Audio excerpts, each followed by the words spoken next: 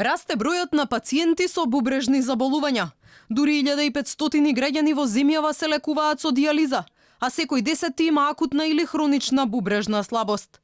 На светскиот ден на бубрегот лекарите алармираат. Прекумерната тежина, дијабетот и хипертензијата се најчести причинители на бубрежни заболувања. Податоците на здравствените власти покажале дека 1/3 од пациентите кои завршиле на дијализа имале дијабетес. Можат да се детектираат првично во примарната и секундарната здравствена заштита. За рана детекција постојат многу едноставни тестови кои што се покриени од здравствениот фонд. Тоа е едноставни одредување на урина и маркери за бубрежно оштетување во крв. 25 до 28 пациенти кои што започнале прва дијализа имаат дијабетес мелитус тип 2. Во однос на обезноста, податокот педиатрите во Република Македонија има секое трето школско дете е обезно. Во земјава расте и свеста за донирање на органи од починат донор.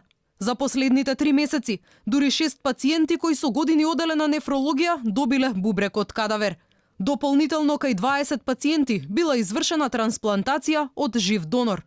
Уште 8 пациенти од дијализа наскоро ќе добијат нов бубрек. И разговорите со семејствата се многу полесни сега, без разлика дали тие даваат согласност или не, многу разбираат процесот, тоа значи дека сме направиле нешто добро во однос на објаснувањето на кадаверичната трансплантација, односно трансплантацијата од починат донор.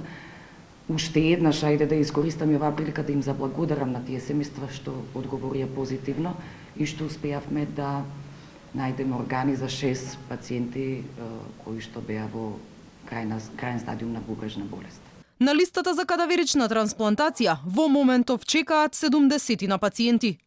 Инаку, според последниот извештај на Интернационалниот регистар на донирање на органи, земјава е 9-та во европски рамки во делот на трансплантации од жив донор.